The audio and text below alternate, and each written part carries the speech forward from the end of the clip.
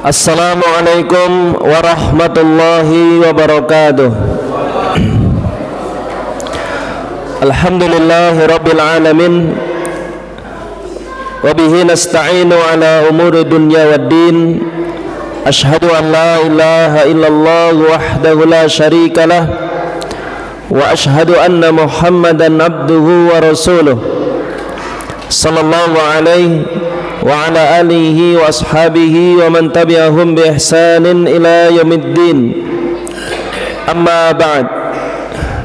Kaum muslimin dan muslimah, jamaah sekalian yang semoga senantiasa dimuliakan oleh Allah Subhanahu wa taala. Malam ini adalah malam yang ke-11 dari bulan suci Ramadan. Artinya 10 pertama dari Ramadan telah kita lewati. Sekarang kita masuk 10 yang kedua. Tentu telah banyak amal ketaatan yang telah kita lakukan sejak hari pertama Ramadan sampai sekarang ini. Dan tentunya kita senantiasa berharap kepada Allah Subhanahu wa taala, semoga apa yang telah kita lakukan selama Ramadan ini, dari ibadah puasa kita, dari ibadah salat tarawih kita, salat witir kita, sedekah kita, salat wajib kita berharap semoga semuanya diterima oleh Allah Subhanahu wa taala dan mendapatkan pahala yang sempurna. Amin. Karena tidak setiap amalan ibadah yang dilakukan oleh seseorang itu dijamin pasti akan diterima oleh Allah Subhanahu wa taala dan mendapatkan pahala yang sempurna. Itu tidak ada yang menjamin. Karena itu kita senantiasa berdoa kepada Allah. Selesai beramal kita berdoa, Rabbana taqabbal minna, ya Allah terimalah amal ibadah yang telah aku lakukan ini. Karena itu disebutkan di dalam sebuah hadis, ya, innar rajul atau innal abda la yusalli salatan sittina sanatan ma tuqbalu lahu salatuhu. Kata Nabi, ada seorang hamba yang melakukan salat, dia lakukan salat selama 60 tahun, tapi kata Nabi tidak ada satupun salatnya yang diterima oleh Allah Subhanahu wa taala. Ini dalil menunjukkan bahwa tidak setiap amalan yang dilakukan oleh manusia itu langsung diterima oleh Allah Subhanahu wa taala. Dalam hadis ini Nabi mengatakan ada orang salat 60 tahun ternyata tidak ada satupun salatnya yang diterima oleh Allah. Kemudian Nabi jelaskan apa sebabnya yang membuat salatnya tidak diterima. Kata Nabi, la'allahu yasjud wa lam yutimmu ruku'ahu. Barangkali dia sujud tapi dia tidak sempurna rukunya. Dia ruku tapi tidak sempurna sujudnya.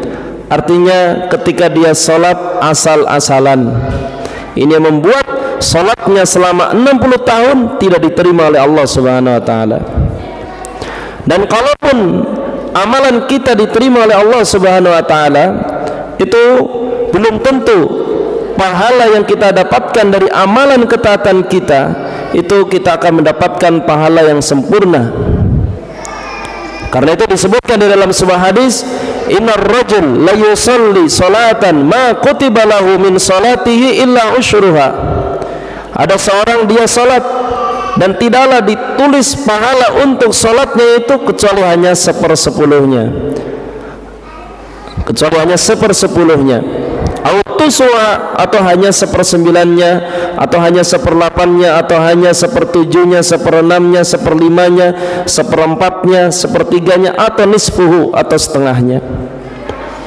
Ini menunjukkan bahwa amal ketaatan yang kita lakukan itu kita harus terus memperbaiki amal ketaatan kita agar supaya yang pertama amalan kita diterima, kemudian yang kedua kita mendapatkan pahala yang sempurna dari amal ketaatan kita. Jamaah sekalian yang semoga senantiasa dimuliakan oleh Allah Subhanahu wa taala. Ada dua hal yang sangat penting untuk kita lakukan setiap kali kita melakukan sebuah amal ketaatan, baik di bulan suci Ramadan maupun di luar bulan suci Ramadan.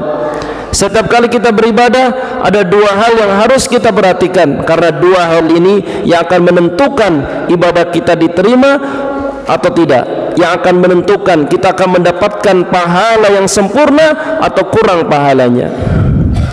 Hal yang pertama adalah keikhlasan. Artinya, yang mendorong kita melakukan sebuah ibadah itu murni karena Allah Subhanahu wa taala, mengharapkan apa yang ada di sisi Allah Subhanahu wa taala.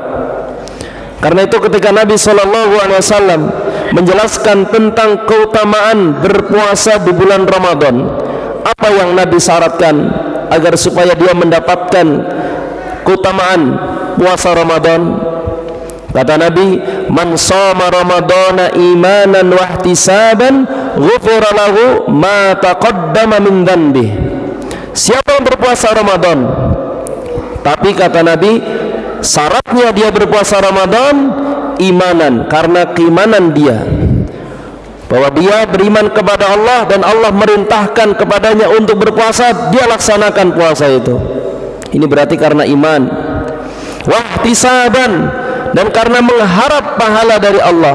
Ini ikhlas namanya. Maka siapa yang berpuasa Ramadan, dia memenuhi dua syarat tadi, baru dia mendapatkan keutamaannya. Apa keutamaannya? Ghufira lahu ma taqaddama min dhanbi. Akan dihapuskan, diampuni semua dosa-dosanya yang telah lewat. Demikian pula ibadah salat tarawih. Ini pun dipersyaratkan oleh Nabi agar dia meraih keutamaan salat tarawih di bulan Ramadan, ikhlas. Man qama ramadhana imanan wa ihtisaban ghufira lahu ma taqaddama min dhanbi. Siapa yang menegakkan salat malam, salat tarawih di bulan Ramadan, dasarnya karena iman dan ihtisab, mengharap semata-mata pahala di sisi Allah, baru dia akan mendapatkan pahala dari salat malam di bulan Ramadan itu. Ghufira lahu ma taqaddama min dhanbi. Akan diampuni untuknya dosa-dosa yang sudah lewat. Jamaah sekalian yang semoga senantiasa dimuliakan oleh Allah Subhanahu wa taala, ini hal pertama yang harus kita perhatikan. Hal kedua yang harus kita perhatikan setiap kali kita melakukan sebuah ibadah adalah kita beribadah, ibadah yang kita lakukan itu harus sesuai dengan apa yang telah diajarkan oleh Nabi sallallahu alaihi wasallam. Jadi tidak hanya sekedar ibadah, tidak hanya sekedar ikhlas, niat yang baik tidak cukup. Niat yang baik, niat yang ikhlas sangat penting, tapi perlu juga diperhatikan syarat yang lainnya, yaitu ketika dia beribadah, ibadah yang mau dia lakukan, dia harus pastikan betul-betul ibadah yang diajarkan oleh Nabi, bukan ibadah yang dibikin-bikin sendiri. Karena ada beberapa orang, dia niatnya ikhlas karena Allah, niatnya ingin mendapatkan pahala, mendapatkan kebaikan, tapi ternyata ibadah yang dia lakukan adalah ibadah yang gak pernah Nabi dulu melakukannya. Maka ibadah yang seperti ini tidak akan diterima oleh Allah Subhanahu wa taala. Apalagi mendapatkan pahala, diterima saja tidak, bahkan dia akan berdosa. Karena itu kata Nabi sallallahu alaihi wasallam, man amila amalan laisa alaihi amruna fahuwa raddun. Siapa yang melakukan sebuah amalan yang tidak ada contohnya dari kami, kata Nabi, maka amalan itu akan tertolak, tidak diterima oleh Allah Subhanahu wa taala. Nah, bagaimana agar supaya amalan yang kita lakukan itu sesuai dengan petunjuk Nabi? Maka jawabannya ada 6 hal yang harus kita perhatikan agar amalan kita sesuai dengan petunjuk Nabi. Hal pertama, kita harus memperhatikan sebabnya. Ada beberapa jenis ibadah yang telah ditetapkan sebab melakukan ibadah itu, sebabnya adalah ini. Kapan tidak ada sebabnya, maka tidak boleh melakukan ibadah itu. Misalnya salat tahiyatul masjid, itu kan sebabnya karena orang masuk ke masjid, disyariatkan salat sunnah 2 rakaat. Karena itu kalau ada orang misalnya salat Idul Fitri, misalnya nanti salat Idul Fitri yang diselenggarakan di lapangan bukan di masjid, maka kalau ada orang datang ke lapangan mau salat Idul Fitri, kemudian dia salat 2 rakaat dengan niat tahiyatul masjid, maka tidak akan diterima. Kenapa? Karena sebabnya tidak ada. Ini yang pertama.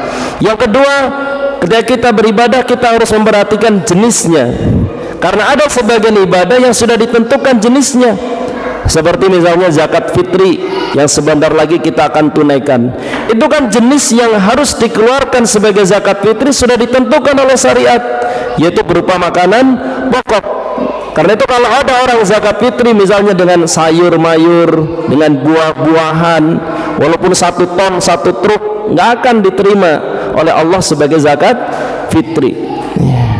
Kemudian yang ketiga, harus memperhatikan ukurannya. Harus memperhatikan ukurannya. Ada beberapa ibadah yang sudah ditentukan ukurannya, kadarnya, jumlahnya. Seperti zakat fitri sudah ditentukan berapa kilogram yang harus dia tunaikan. Kalau ada orang mengeluarkan beras sebagai zakat fitri misalnya hanya setengah kilo, maka nggak akan diterima sebagai zakat fitri. Kemudian yang berikutnya, yang keempat, seorang ketika beribadah dia harus memperhatikan waktunya, karena ada sebagian ibadah yang telah ditetapkan waktunya. Seperti misalnya ibadah berpuasa, itu kan waktunya sudah ditetapkan oleh syariat, awalnya dari terbit fajar sampai tenggelam matahari. Karena itu kalau ada orang berpuasa, dia mulai berpuasa setelah terbit matahari sampai tengah malam misalnya, maka nggak akan diterima puasanya, walaupun dia ikhlas, karena dia tidak memperhatikan waktu berpuasa. Kemudian yang kelima, ketika seorang beribadah dia harus memperhatikan tempatnya. Ada beberapa jenis ibadah itu sudah ditetapkan tempatnya oleh syariat. Misalnya ibadah iktikaf yang sebentar lagi kaum muslimin akan menunaikannya, disunahkan untuk menunaikannya di 10 terakhir bulan Ramadan. Iktikaf itu tempatnya sudah ditentukan oleh syariat, yaitu tempatnya di masjid. Wa antum aakifuna fil masajid.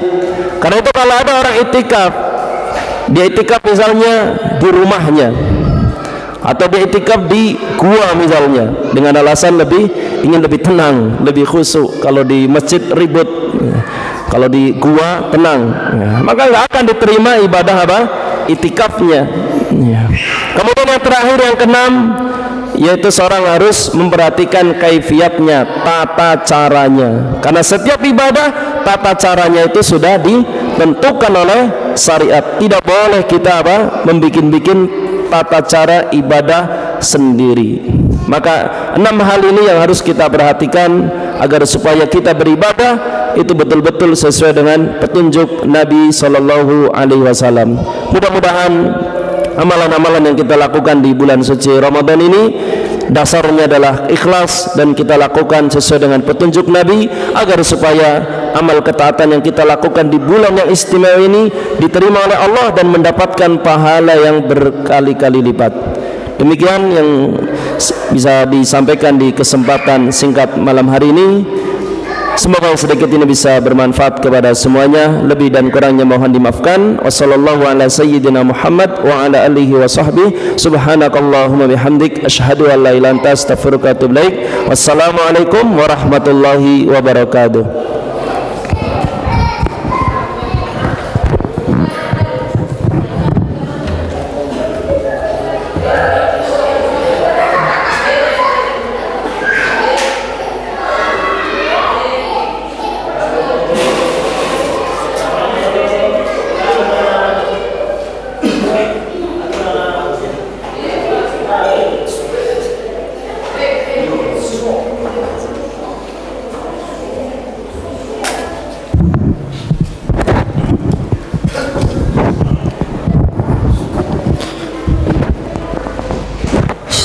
sufufakum, saf diluruskan dan dirapatkan.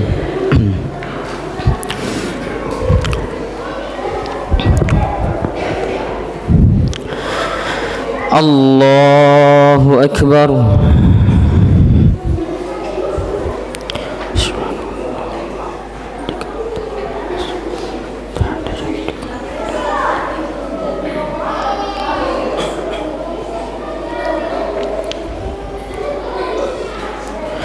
الحمد لله رب العالمين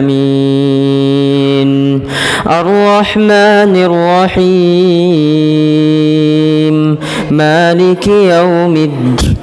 مالك يوم الدين إياك نعبد وإياك نستعين اهدنا الصراط المستقيم صراط الذين أنعمت عليهم غير المغضوب عليهم ولا الضالين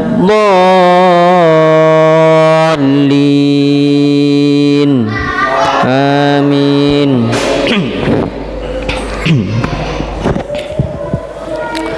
ومثل الذين ينفقون أموالهم ابتغاء مرضات الله وتثبيتا من أنفسهم كمثل جنة بربوة أصابها وابل فآتت أكلها ضعفين فإن لم يصبها وابل فطل والله بما تعملون بصير. الله أكبر.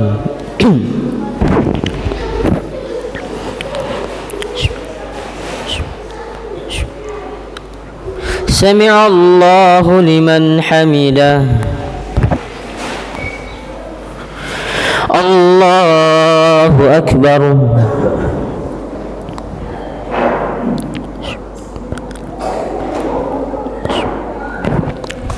الله أكبر.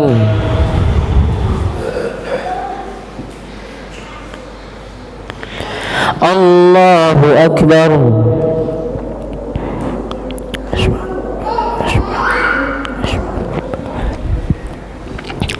الله أكبر.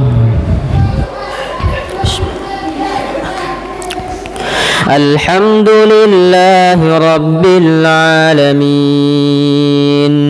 الرحمن الرحيم مالك يوم الدين إياك نعبد وإياك نستعين اهدنا الصراط المستقيم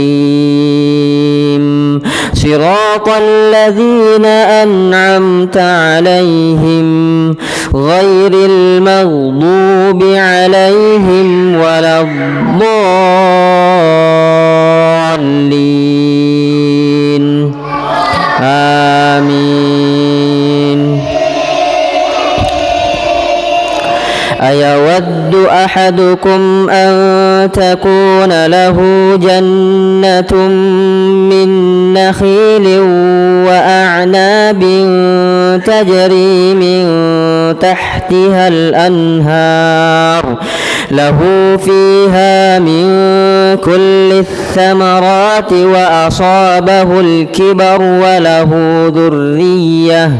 وله ذرية ضعفاء فأصابها إعصار فيه نار فاحترقت كذلك يبين الله لكم الآيات لعلكم تتفكرون. الله أكبر.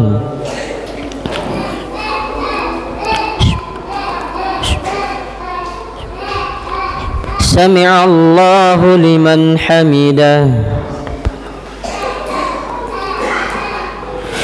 الله أكبر.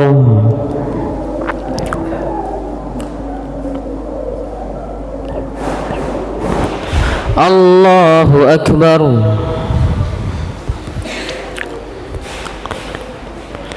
الله أكبر.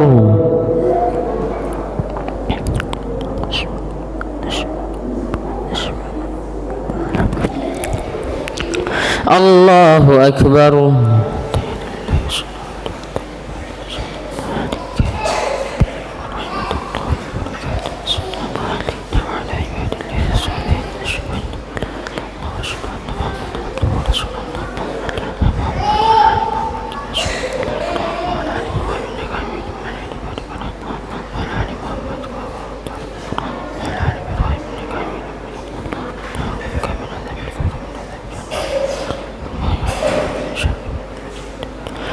السلام عليكم ورحمة الله.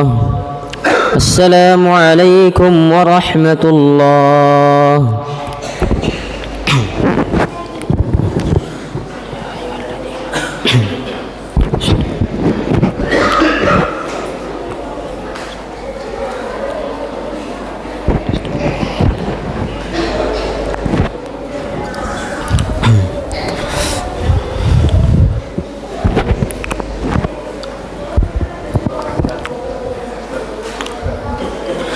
الله أكبر.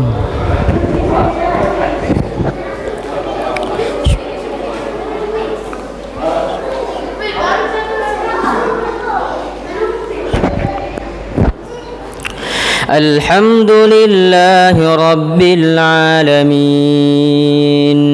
الرحمن الرحيم مالك يوم الدين إياك نعبد وإياك نستعين اهدنا الصراط المستقيم صراط الذين أنعمت عليهم غير المغضوب عليهم ولا الضالين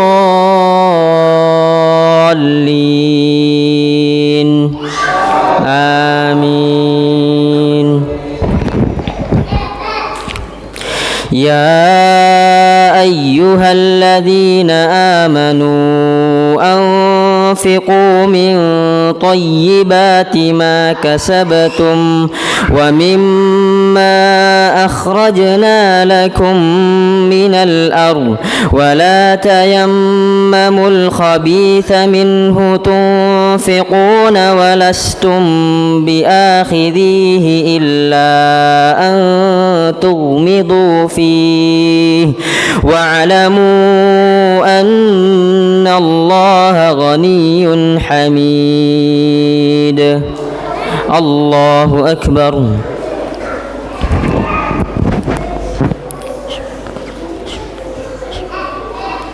سمع الله لمن حمده. الله أكبر.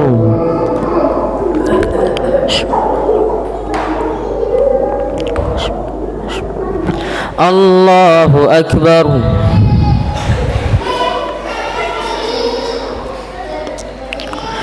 الله أكبر.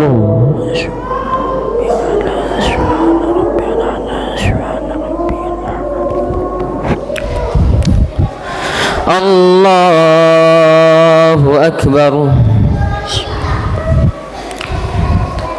الحمد لله رب العالمين الرحمن الرحيم مالك يوم الدين إياك نعبد وإياك نستعين اهدنا الصراط المستقيم صراط الذين أنعمت عليهم غير المغضوب عليهم ولا الضالين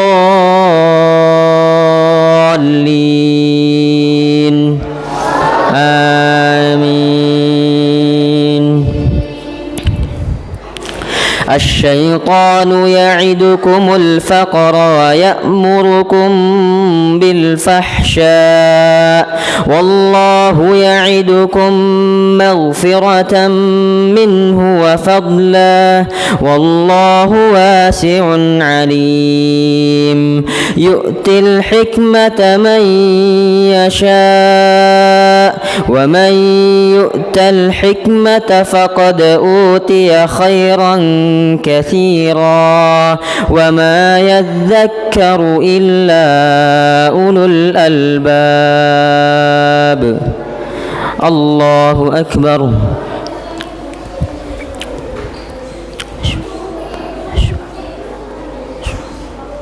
سمع الله لمن حمده. الله أكبر.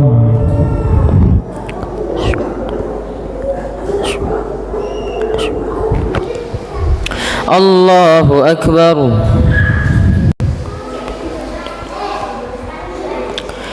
الله أكبر.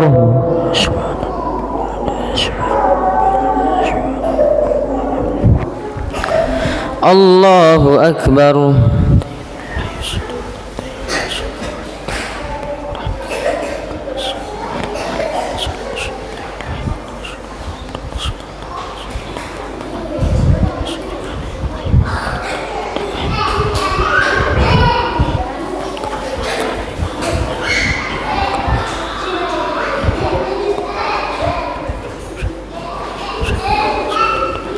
السلام عليكم ورحمة الله.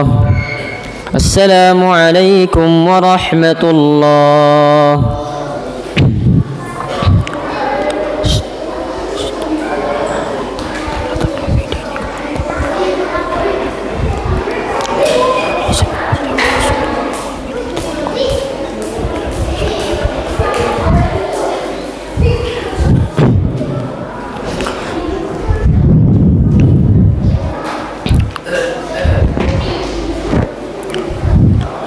الله أكبر.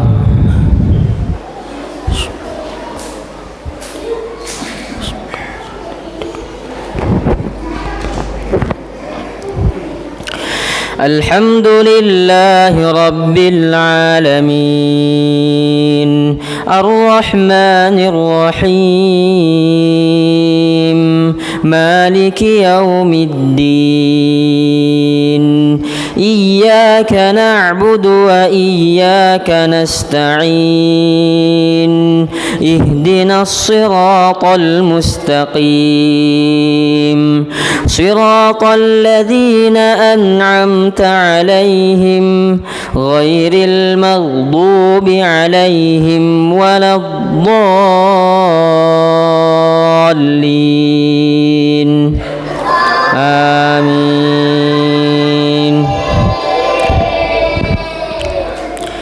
يا أهل الكتاب لا تغلوا في دينكم ولا تقولوا على الله إلا الحق إنما المسيح عيسى بن مريم رسول الله وكلمته ألقاها إلى مريم وروح منه فآمنوا بالله ورسله ولا تقولوا ثلاثة انتهوا خيرا لكم إنما الله إله واحد سبحانه أن يكون له ولد له ما في السماوات وما في الأرض وكفى بالله وكيلا.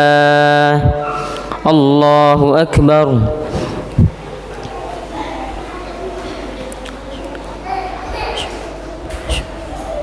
سمع الله لمن حمده. الله أكبر.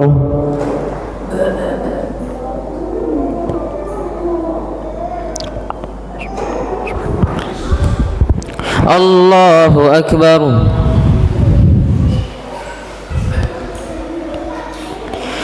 Allahu Akbar.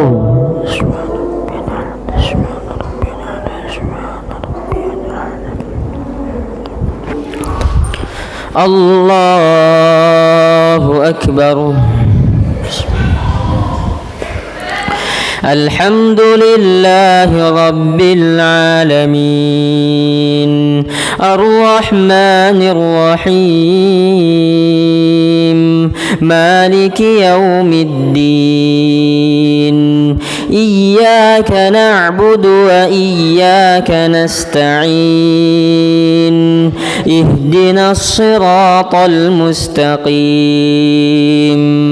Siratal ladzina an'amta alaihim Ghairil maghdubi alaihim waladdallin Amin.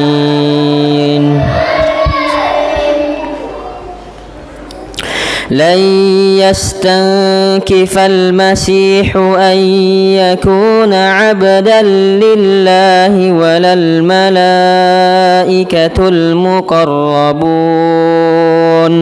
ومن يستنكف عن عبادته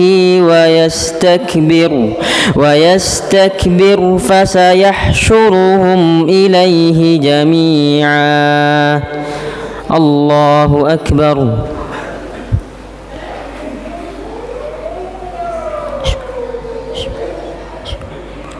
سمع الله لمن حمده الله أكبر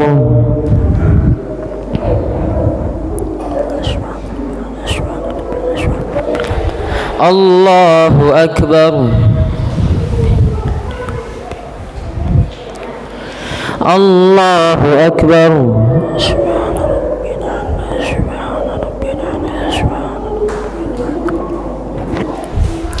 الله أكبر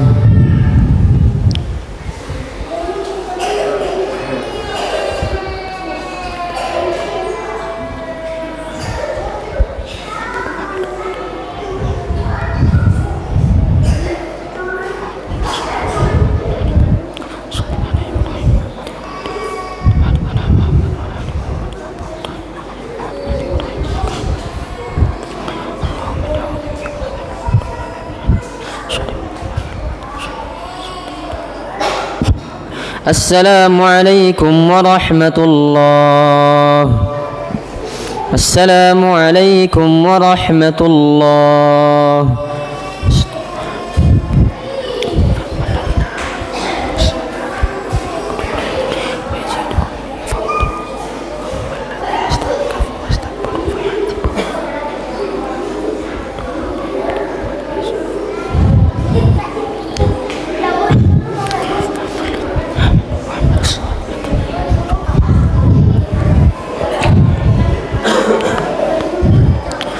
الله أكبر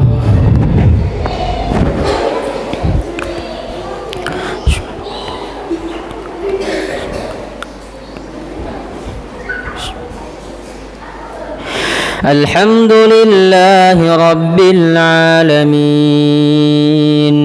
الرحمن الرحيم مالك يوم الدين إياك نعبد وإياك نستعين اهدنا الصراط المستقيم صراط الذين أنعمت عليهم غير المغضوب عليهم ولا الضالين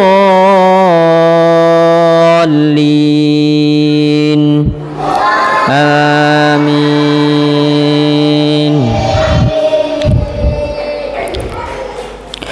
فأما الذين آمنوا وعملوا الصالحات فيوفيهم أجورهم وأما الذين استنكفوا واستكبروا فيعذبهم عذابا أليما ولا يجدون لهم من دون الله وليا ولا نصيرا. الله أكبر.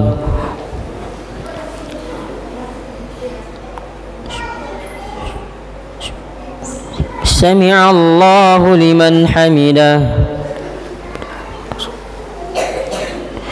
الله أكبر.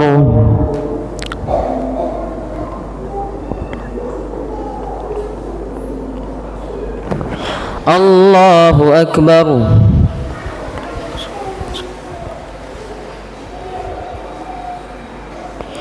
الله أكبر.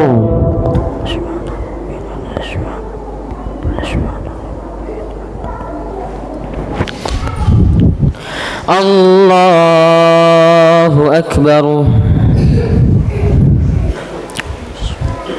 الحمد لله رب العالمين الرحمن الرحيم مالك يوم الدين إياك نعبد وإياك نستعين اهدنا الصراط المستقيم صراط الذين أنعمت عليهم غير المغضوب عليهم ولا الضالين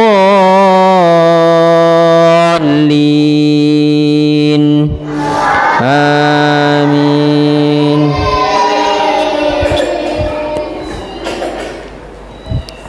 يا أيها الناس قد جاءكم برهان من ربكم فأنزلنا إليكم نورا مبينا فأما الذين آمنوا بالله واعتصموا به فسيدخلهم في رحمة منه وفضله والله يؤتي ملكه من يشاء والله واسع عليم. الله أكبر.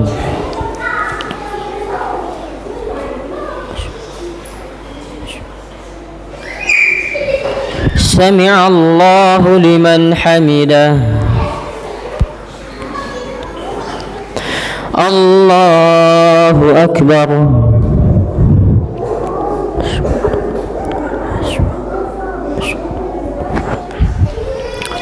الله أكبر.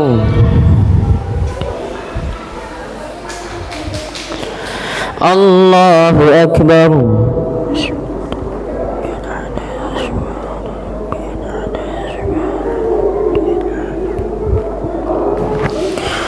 الله أكبر.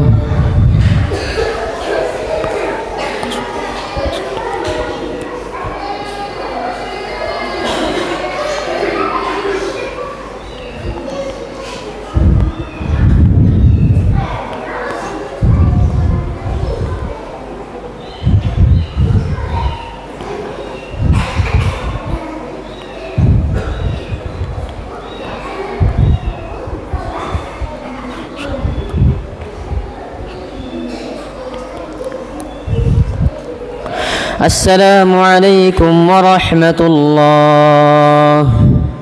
السلام عليكم ورحمة الله.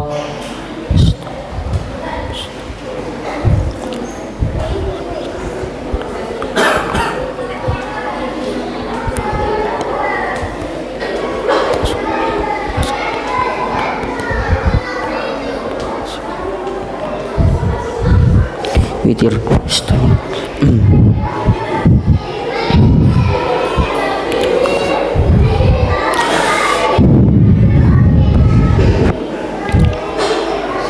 الله أكبر.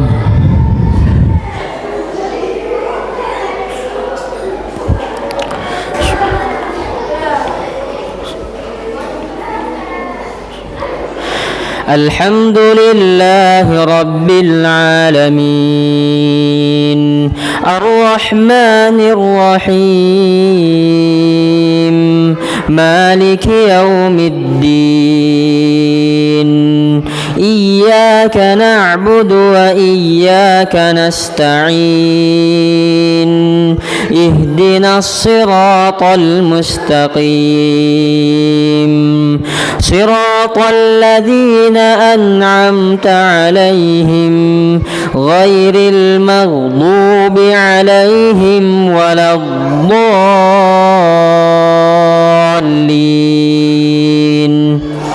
آمين. إنا أنزلناه في ليلة القدر وما أدراك ما ليلة القدر ليلة القدر خير من 1000 شهر تنزل الملائكة والروح فيها بإذن ربهم من كل أمر سلام هي حتى مطلع الفجر. الله أكبر.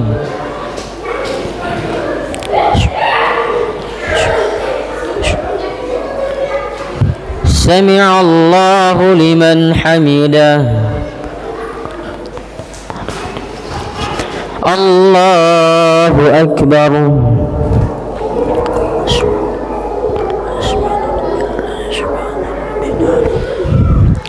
الله أكبر.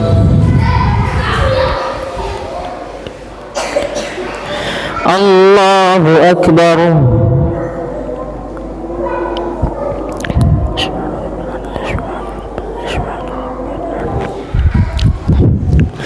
الله أكبر. الحمد لله رب العالمين الرحمن الرحيم مالك يوم الدين إياك نعبد وإياك نستعين اهدنا الصراط المستقيم صراط الذين أنعمت عليهم غير المغضوب عليهم ولا الضالين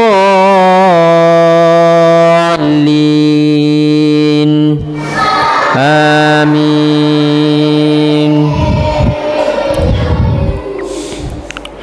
قل يا أيها الكافرون لا أعبد ما تعبدون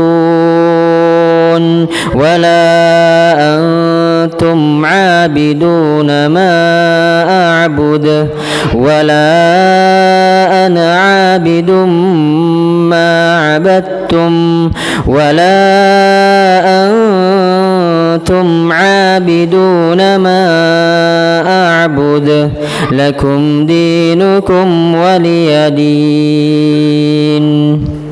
الله أكبر.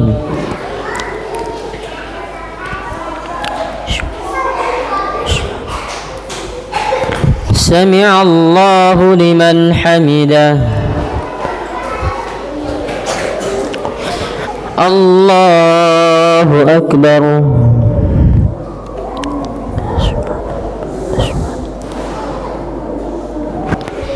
الله أكبر.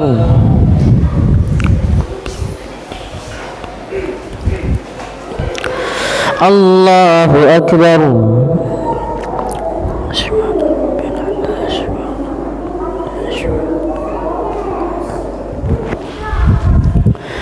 الله أكبر.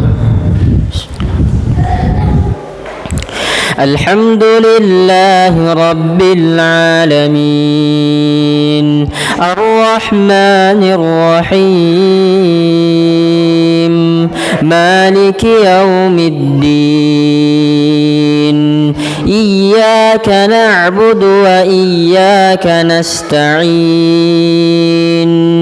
اهدنا الصراط المستقيم صراط الذين أنعمت عليهم غير المغضوب عليهم ولا الضالين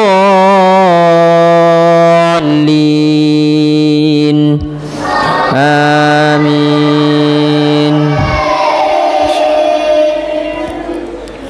قل هو الله أحد الله الصمد لم يلد ولم يولد ولم يكن له كفوا أحد.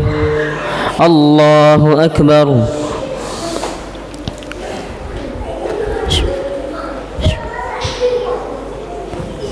سمع الله لمن حمده. الله أكبر.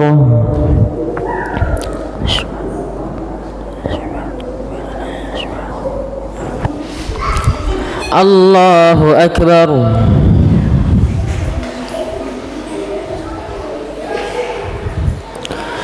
الله أكبر.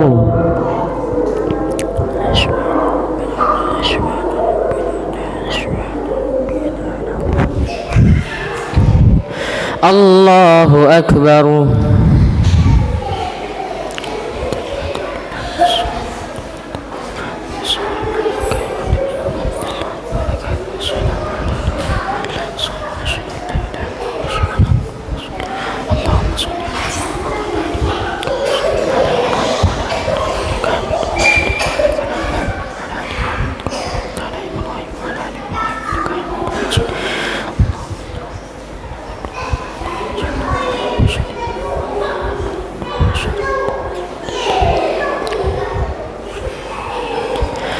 السلام عليكم ورحمة الله.